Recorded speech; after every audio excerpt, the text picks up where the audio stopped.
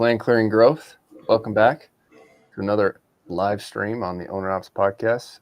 Listeners, if you stick around and listen for the next 50 minutes or so, you will learn more about land clearing pricing. That's where we're going to start, and usually we end up off on some other rabbit hole. For sure. Let's talk pricing. And by the way, Jacob's doing a live stream an hour before this on his YouTube channel. I jumped on and was asking some questions too. So if you're in the land clearing business, Jacob runs ads for what, 120 clients at this point? Yes, sir.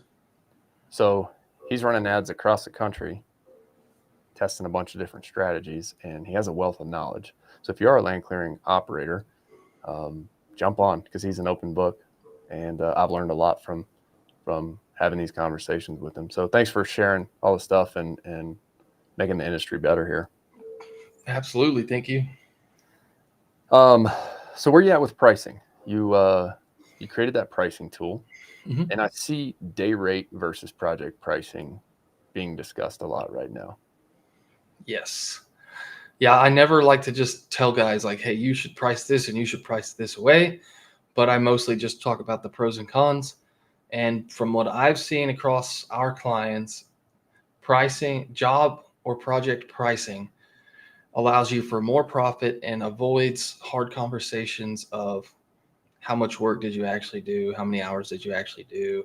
And it gives the customer less options. So it's a simpler, more convenient sales process. Confused buyers don't buy. So I like that. But I also know that day rate and hour rates come in handy with larger scope projects where you can't necessarily set the end too well. You can't say exactly how long it will take. Like if it's just a really big project or a really thick, big project, and you're like not even sure where it will go once you start getting into it, and it's a higher level client or, a developer or contractor, you definitely want to have that, day rate in the back of your mind. And I still think it's great to have that day rate internally so that, to be profitable, you need to make at least this much each day per machine, per crew, depending on what you're doing. So tell us more about this pricing tool that you've created. For sure. Yeah. So it is so important for your customers to be able to find out pricing, at least price ranges. And there's a crazy statistic that the average person, if they get to your website and cannot find anything about pricing, will leave within 10 seconds. So that is a staggering statistic. So if you want to keep people on your website and convert more of the people that you have paid to get to your website, then you need to have pricing on there. Because what's going to happen is two things. They're either going to leave and go find the pricing somewhere else, which in most cases is going to be a competitor, or they're going to go ahead and fill out your form. And if they can't afford your services, then you're going to complain that you had to waste time and money on tire kickers or people who can't afford you, when really you should have just educated on the front end on how and why your prices are what they are. But the cool version of that, in my opinion, to help educate your customers more and have you be more educated before you ever talk to the customer, is a instant estimate tool, is what I call it. And it's basically a survey with conditional logic on the back end based on your pricing models and structures. So they just answer these questions with these big, pretty buttons. And then at the end, it pops out an estimate range for them based on those questions. Now, a lot of guys are scared to put pricing on their website, customer facing. And it's a valid point, but what would you tell that person? Are you scared of making money? It has been proven way beyond me, that people want a self-service way to figure out about pricing. And 78% of customers will go with the first company to give them enough information to make a purchasing decision. And if your competitor gives them that without them ever having to talk to them, and they have to talk to you, guess what? Your competitor is going to get more opportunities than you. Just straight up. And pricing transparency, because information is so readily available on the internet, our culture and buyer behavior has changed, and people want pricing. The quickest example I have for this, in my personal example, or my personal life, is if I'm searching for a car, like on a dealership website, and it says call for pricing, I just wrote that car off. I want to see it, right? And when I found out the statistic, I was like, yeah, that makes a lot of sense. And I'm not saying you need to put your day rate, your hourly rate on your website. Now, you could do that. I wouldn't have a problem with it, but you need to have pricing ranges on there so that people can get an idea of the scope of what you do and why it's valuable and what it costs. And if you don't, then don't complain when you don't have the opportunities you want, and don't complain when you're talking to 20 people a day who don't know what your services cost. So the data supports here that the people who do come through that funnel, if you're showing pricing, will be more qualified. For sure. And they'll qualify themselves or disqualify themselves for you. And we put this friction in on our end as well, because you guys are humans as well, and your buyer behavior shows the same data. So I have in my videos, I've got tons of videos people watch before they ever actually like talk to me.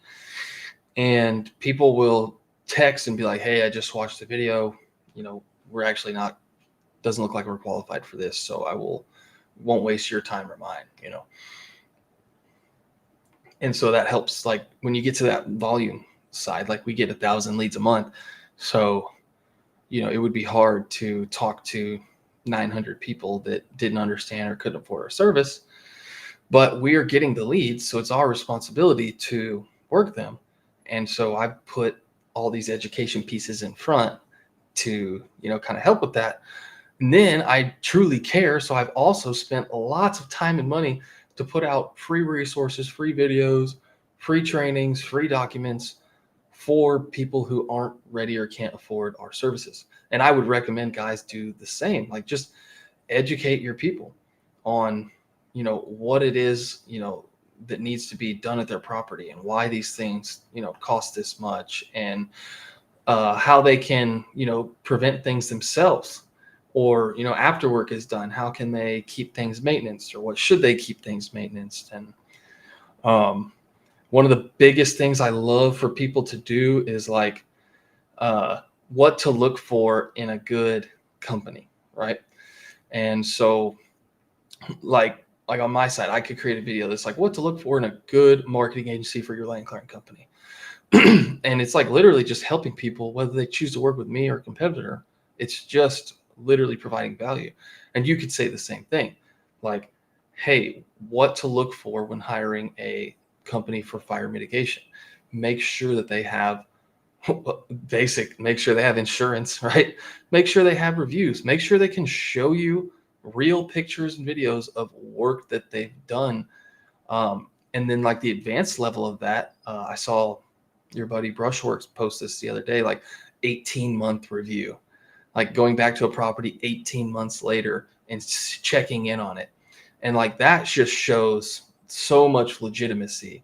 And that's one thing I like to talk about is like some of our competitors have testimonials of like the last 4 weeks, 6 weeks, whatever. And I like to go in there and say like, hey, great dudes, great work. Check out our testimonial from this guy who's been working with us for 3 years. It's like when you're able to say stuff like that. And so that's something I would say, like, hey, if your land clearing company has not been in business for at least 2 or 3 years and can't show reviews from back then, I would maybe consider one that has, and, consider that in your pros and cons. Have you seen that video that Hormozy posted recently, or maybe it was actually from the guy's account who he was coaching? It was the concrete guy. I don't remember the name of the guy, but have you seen that coaching video where they're talking about the 3 different pricing tiers? Yeah. Good, better, best. Yeah. You have thoughts on that, and have you thought much about that for land clearing? Yes. Yeah. Now this would fall more on y'all's side because y'all know more than me in terms of how you would describe that. But the way I would think about it is like, hey, we can come in with the mulcher, open this up a little bit. You'll be able to see better, and you could actually walk back there, or we could come in and really, make this usable and beautiful and selective, and make sure regrowth is not going to come back.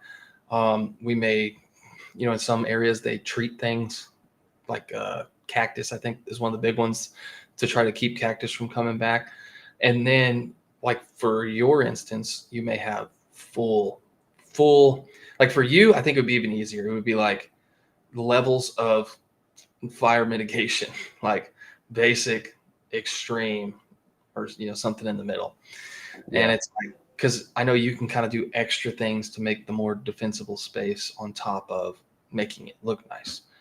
But in terms of like actually explaining that value, because I know there's differences. I see guys like talk about having to come in and clean up after bad forestry mulching, and like making the material finer or making the ground better or really getting down to the roots more. And that would be a whole other thing. Like if you have to build on this, like you just have to go to the high tier, because we're going to have to pull all of the roots out and get down to that base layer so that you can build on this. And then you could also, like the high tier could have like a future consultation plan on it. You could really build it up and make it look cool, but that's going to be a little more specific to each business, I think. So that's why it would be hard for me to put out like a recommendation for that. But the good, better, best always works. And that's the example he always uses is the movie theater drink. Like the medium is like $1 less than the large. And they do that just so that you'll buy more larges. And you can do the same thing. Human psychology, buyer behavior is the same way there. If your middle package is just a little bit more, or a little bit less than the high package, you'll probably sell more high packages. And then if you want to sell more middle packages, you make the high package like insanely expensive. Like, if it's like $2,000, $5,000, and $20,000, they're going to be like, oh, okay, yeah, I don't. And I've actually used that psychology before. Like, hey, I actually have this high tier, but I wouldn't even sell that to you yet. It's $20,000. I think for you, it'd be better to get in the door at this $5,000 package, and then we'll build you up to there. And then it just makes the thing I want to sell seem so much better. But you do actually, at least for me, because I have to keep my moral and ethics, the other one still has to actually exist. They do sometimes say like, yeah, you just had this high thing to price anchor. And it's like, well, for me, like it actually exists. And what's cool is sometimes we sell it like 1 out of 1,000 times. Somebody be like, yep, I want the 20,000. It's like, okay, let's go. No doubt about it. I spent a lot of time thinking through this week, especially for the fire mitigation business. And you're right about this. I believe it's easier on fire mitigation than just pure land clearing. But it's interesting that you brought that up about the high tier being essentially like the grubbing package, which would be completely removing the stumps, because that gets expensive. That gets real expensive. The way I've thought about it here in the fire mitigation business is, we basically have our basic package, we have our middle package, and then we have our premier package, which there's a lot of difference in between coming in and just clearing the vegetation to knock it down and get it on the ground, which is the goal of fire mitigation, and actually making it look great, right? And there's a ton of time that goes into making it look great. And so we've consistently been thinking about how do we communicate well to our customers so that there's a very clear expectation of what they can expect to get based on the price that they're paying us. So we've put a lot of time and thought into that. And so what I'm doing right now is building those pricing packages, and then we're going to take your recommendation and put those forefront and center with base prices. So we're going to have a, tier 1, tier 2, and tier 3, to your point. Mm-hmm. And we'll have base prices visible on the website so that people can self-select and qualify in, because it's not cheap, to your point, and same thing with land clearing. We can't waste time anymore at the volume of leads that we're getting with the tire kickers who can't afford to pay us a couple $1,000 an acre minimum, right? And so then what we're going to do is build pages that they click into that they can go learn more about the multipliers that we're going to add based on grade. So this is a page out of Alex's playbook, because he's done this up at Brushworks. But yeah, we're going to model his format, 3 tiers on steepness of grade and then 3 tiers on density as well. So each package will have a multiplier based on density and steepness of grade. And so, yeah, we're going to implement that and test that for 2026. But where we've ran into some issues is just communicating with clients. They pay us for something and then they're like, well, I wanted what John was getting down the street. And it's like, well, you got a different forest than John, first off. So let's start there. Second off, like, what John paid us is way different than what you've agreed to pay us. And so we're just trying to get clear with expectations. No, yeah, that's amazing. And what I love about that is that when the client gets to the end, it's not you telling them, hey, you need this done at your property and it costs this much. It's them deciding, okay, I want this outcome, and then here's the price because of the choice they made. And so then it just is weird psychology. It's received differently.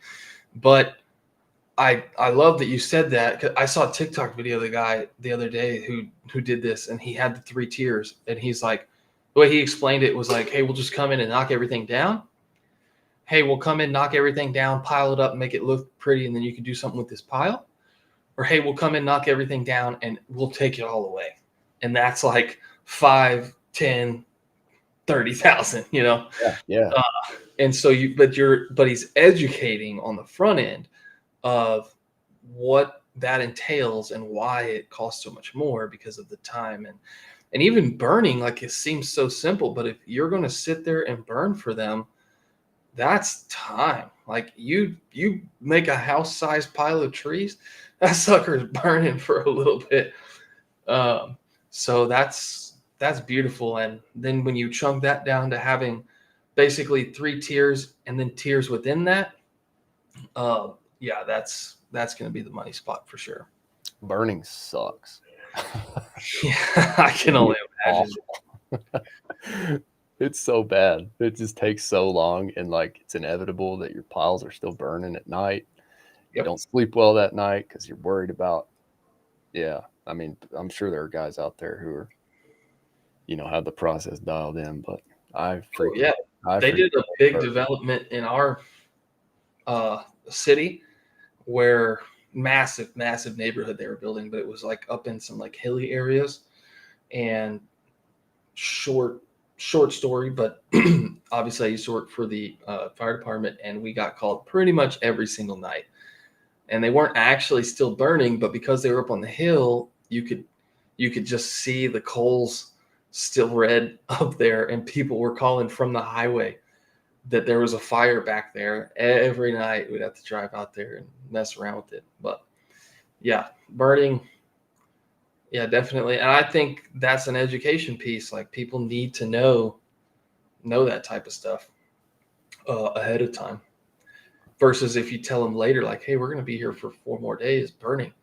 So that goes back to the day rate thing.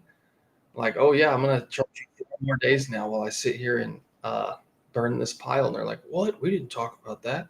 Versus if you have all that in the beginning, you avoid that.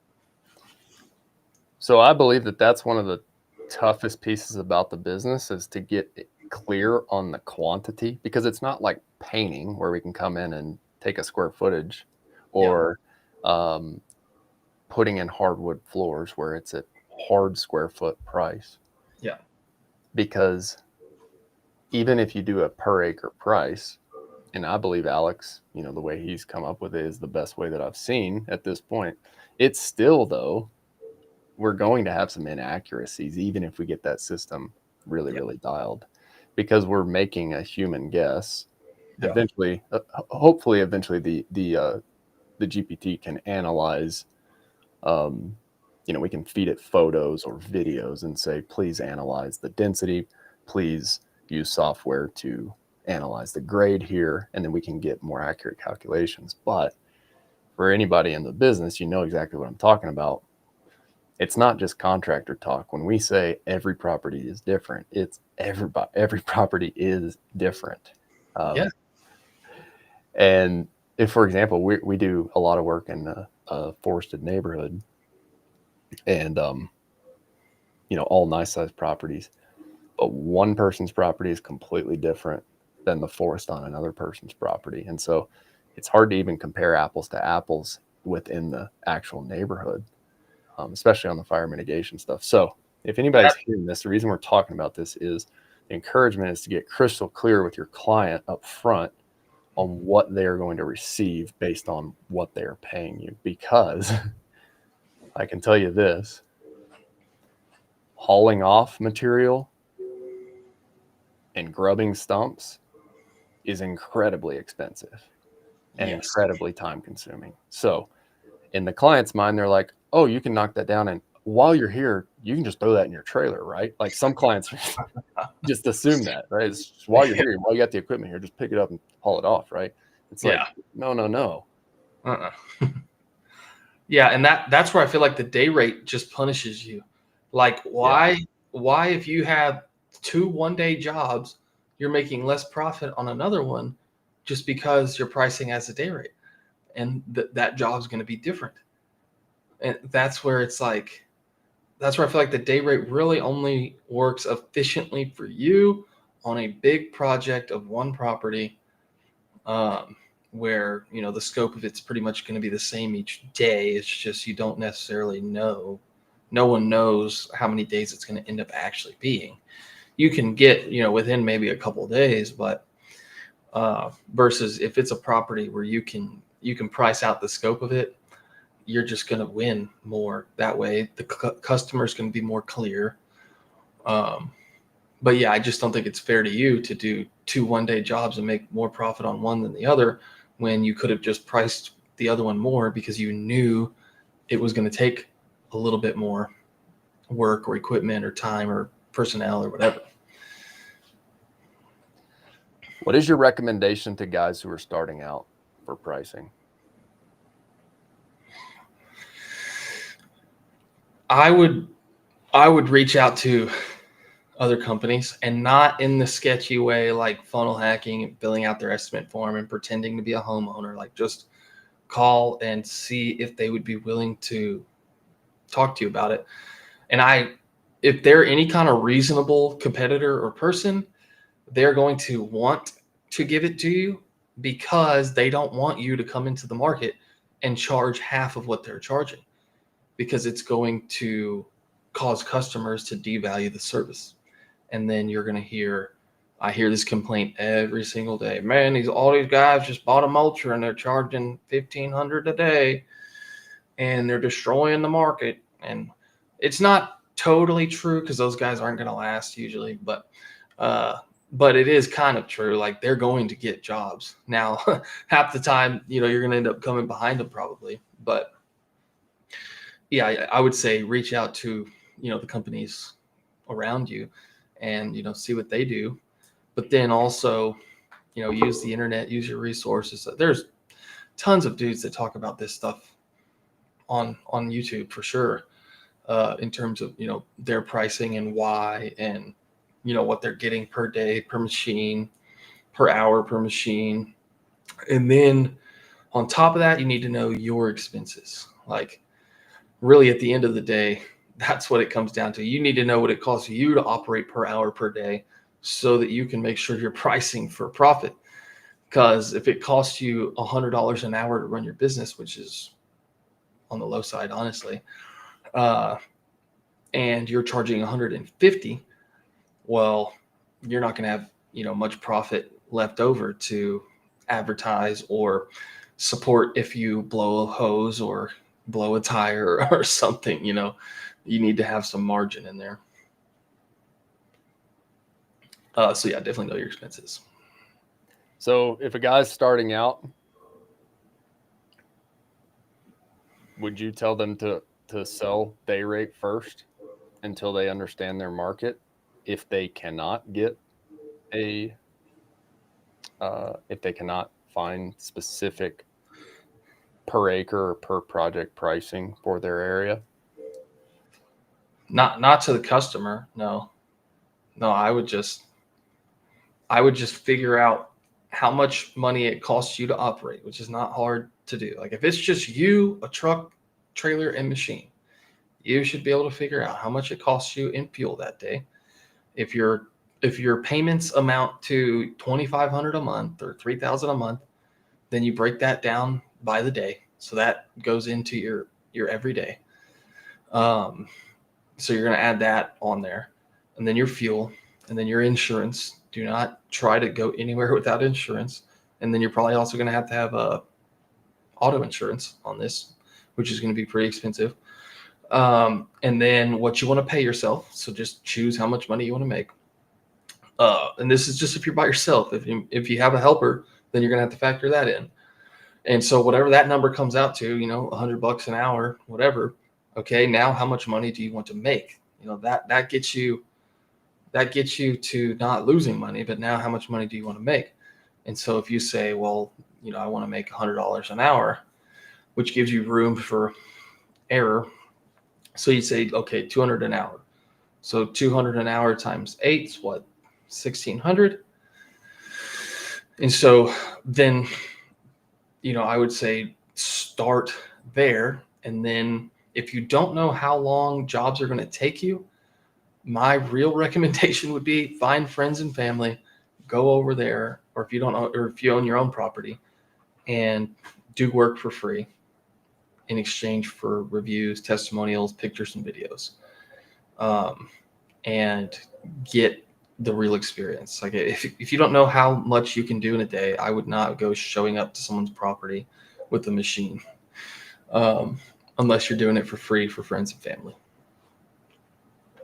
Cool. All right, so that's pricing. Anything else you want to cover on pricing? Charge more. Get better customers, charge more. I wish somebody would have slapped me and told me that a long time ago. More. And I wish I would have listened to it earlier when people told me that. But better customers, it's a win-win. When you go for better customers and charge more, they're happier, and you can provide a better service, and you make more money, and you're happier. There's always going to be customers who look for the cheapest company and companies who try to be the cheapest. Let them work together. You choose out the gate to get better customers and charge more, and then provide better service, provide better equipment, provide more efficiency, provide more communication and transparency and ease of access and ease of payment and ease of scheduling. Like all of these things are going to make the customer experience better and your life better. And at the end of the day, the people who can afford it, the difference between $2,000 a day and $2,500 a day does not matter. But it will allow you to provide a better product and be happier about it. Absolutely. What, from a marketing perspective, I'm going to shift gears here. While we're talking about pricing, if for the guys who are just starting out, what are the most important things that a guy who's starting out in a new market should be thinking about from a marketing perspective? Where's the 20% that they can focus on that's going to get them 80% of the results in year one? People need to know you exist. Like that's just the bare minimum, period.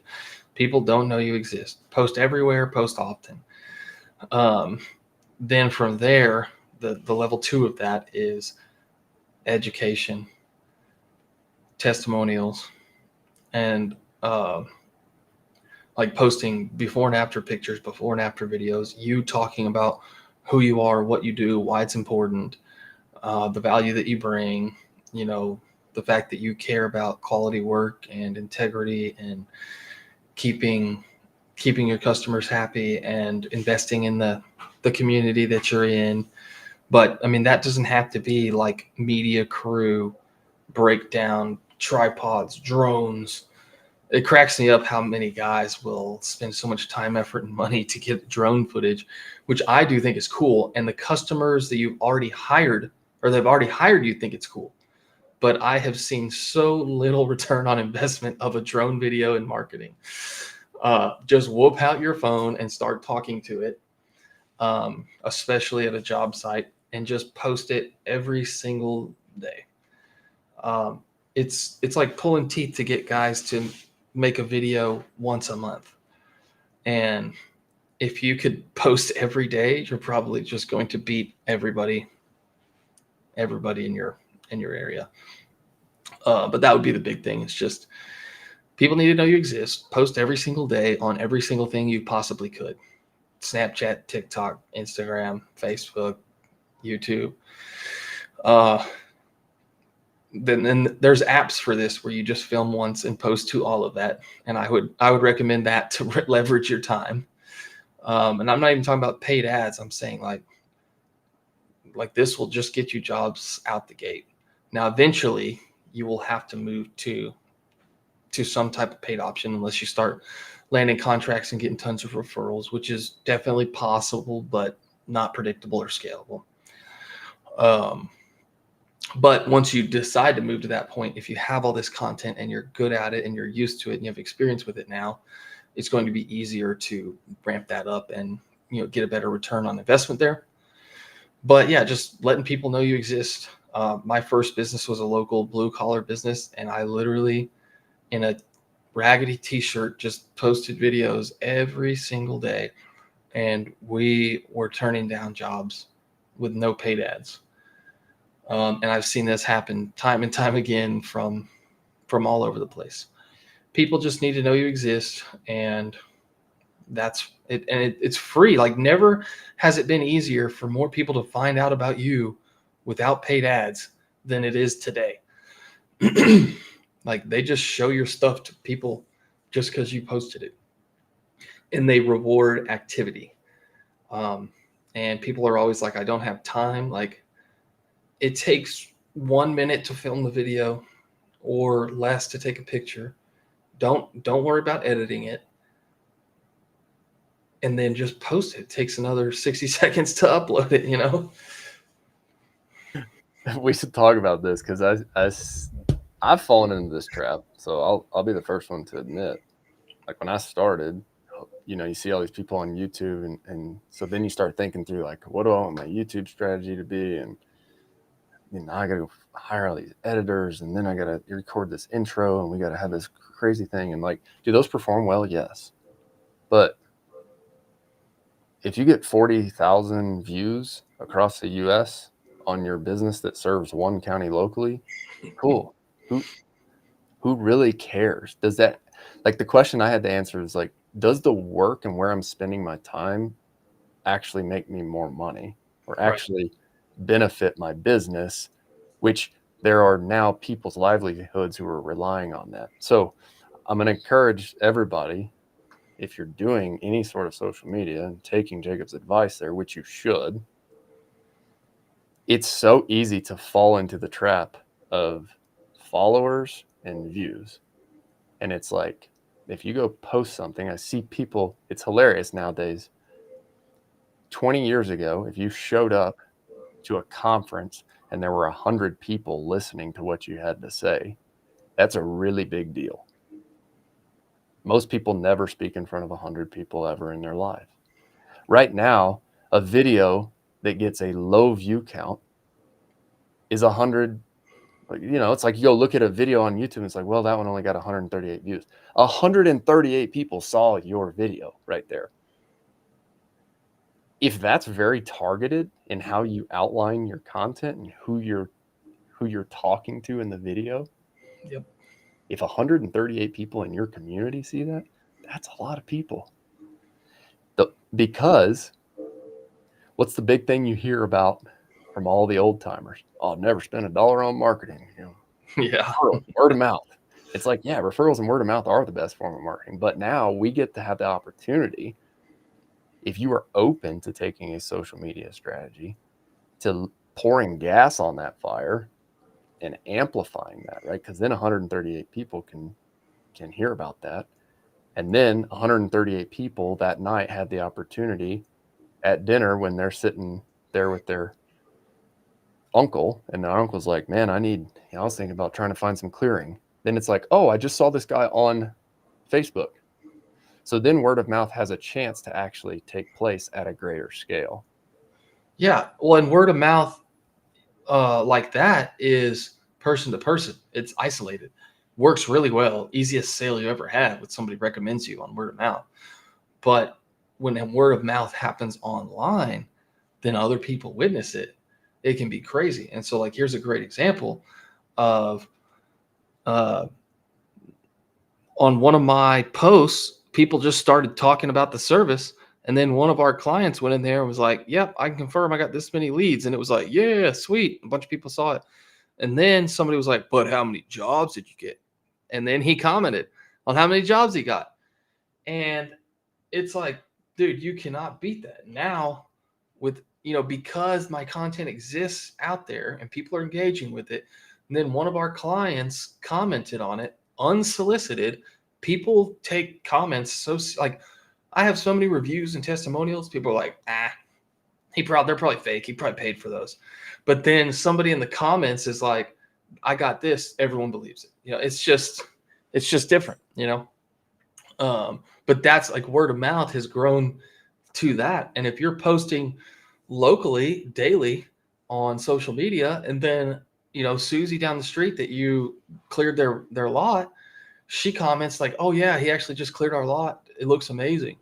And then somebody's going to see that and be like, oh dude, everybody loves this guy. It's just, it really, and that's word of mouth has just come full circle to social media. But to your point, yeah, I mean, you can get in front of so many people. And like you said, 138 people. Well, in the land clearing world, 138 small audience, right? But if they're targeted, interested people, and then you could just get 10% of those, 13 jobs in the land clearing world. Holy cow.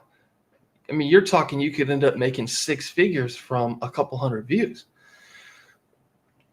Amazing, and if you're in any kind of city or county that's growing or populated at all, you're maybe 30, 40, 50,000 people, small town, 100,000 for a mid-sized town, you're going to show to a lot more than 138 people.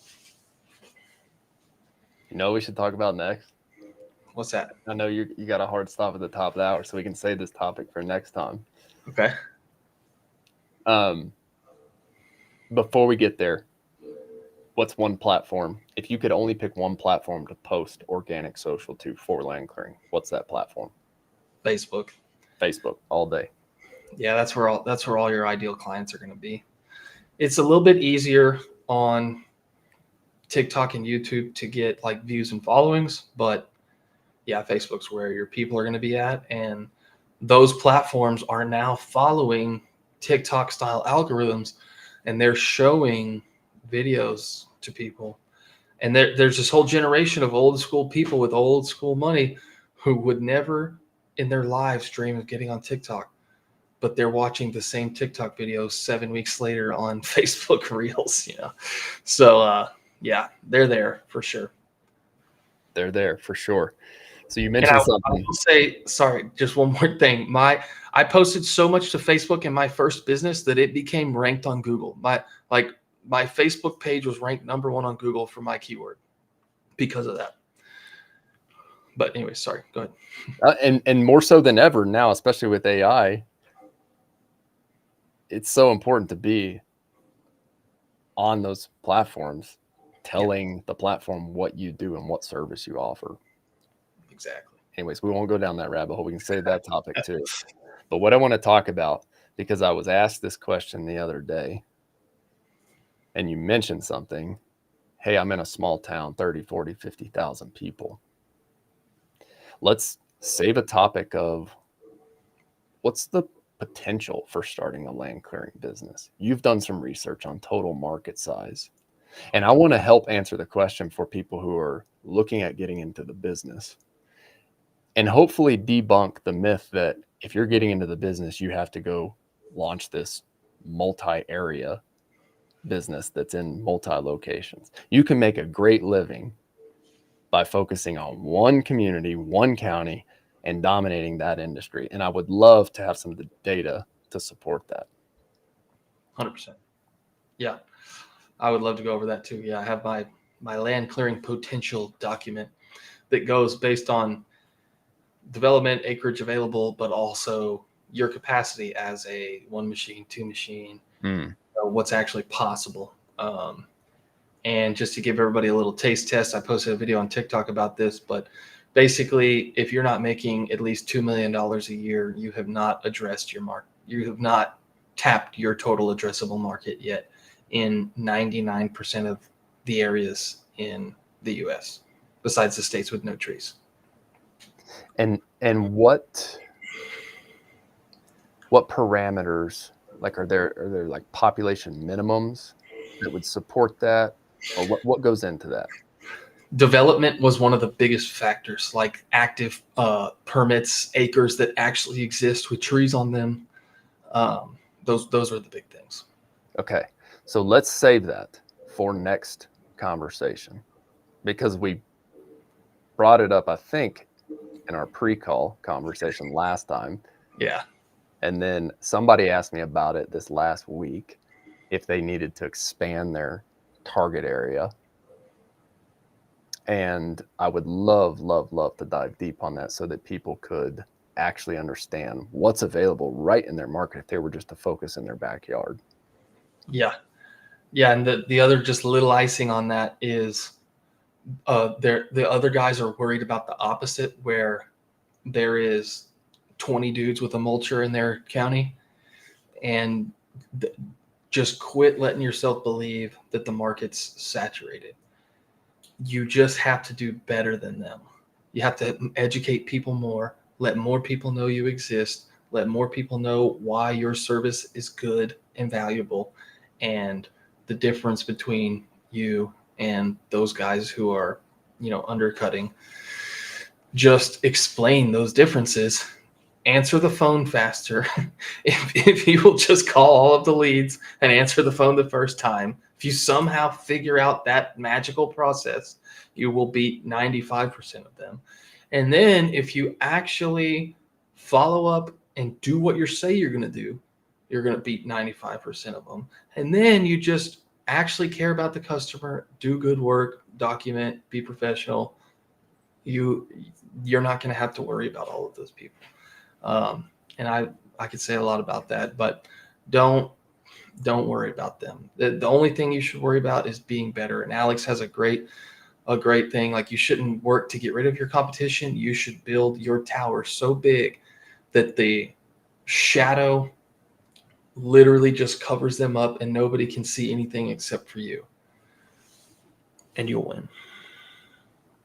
It's a great way to end this one. So every 2 weeks on Friday, 7 a.m. Mountain Time, 8 a.m. Central Time, Jacob and I are going live. My name's Austin. I'm with Bear Claw Land Services. We do fire mitigation out here in Colorado. Jacob focuses specifically on running ads for land clearing companies, primarily in the South, Southeast, Midwest, right? Yep. But our businesses are similar, and so we always end up having a lot to talk about. Jacob's come on board to run ads for us on the back end here, and I've loved working with him so far.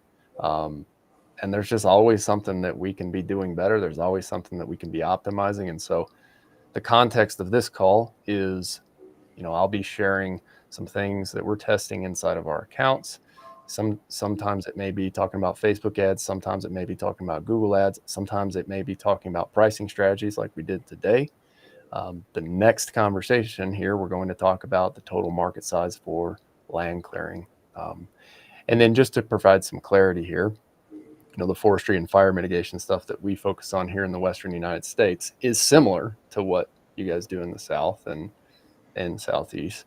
Similar machines, a little bit different model. So same principles apply in the sense that it's both high ticket services and we're running paid ads, or we have an acquisition funnel to go acquire clients and then put the similar sales processes in place.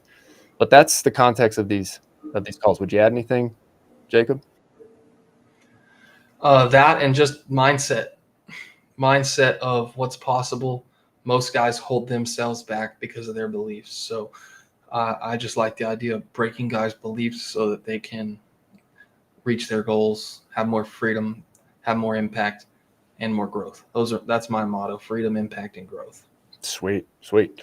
Well, tune in next 2 weeks from now on Friday, and bring your questions. If you're in the land clearing industry, or if you're in forestry or tree service in the Western United States, a lot of the stuff that we're going to talk about here is going to apply to what you do, especially if you have a high ticket service, above $3,000 or $4,000 average order value. Even if you're a tree service business owner in the West, like, these principles will apply to that. So I would encourage you guys to bring another contractor friend, and bring your questions next time. We'll have the chat open. These are live Q&As. Jacob and I are both pretty generally open books about business, and so we both share a similar mindset. We just want to help the industry and encourage other people to grow. Thanks again for tuning in. And Jacob, thanks for joining. We'll see you in a couple weeks.